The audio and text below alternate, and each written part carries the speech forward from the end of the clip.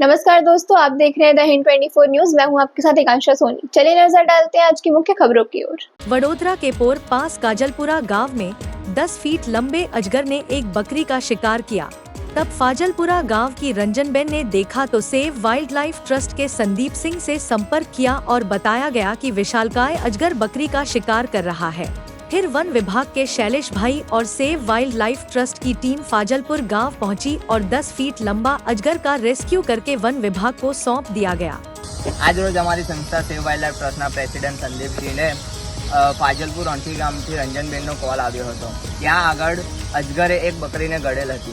ત્યારબાદ ફોરેસ્ટ ડિપાર્ટમેન્ટના શૈલેષભાઈ અને સંદીપસિંહની ટીમ ત્યાં આગળ પહોંચી અને 9.5-10 ફૂટનો અજગર દેખેલ હતો। ત્યારબાદ એને સેફલી રેસ્ક્યુ કરી એ વડોદરાના વન વિભાગને સોંપેલ છે। આ રીતના કોઈ પણ વન્યજીવ તમને તમારી આજુબાજુમાં કે રહેઠાણના વિસ્તારોમાં દેખાય તો તમે અમારી સંસ્થાને સંપર્ક કરી શકો છો। અમારી સંસ્થાનો નંબર છે 997999555931। તારું નામ? મારું નામ તપન સાધુ છે। ऐसे ही तमाम खबरों के लिए जुड़े रहिए द हिंद 24 न्यूज के साथ।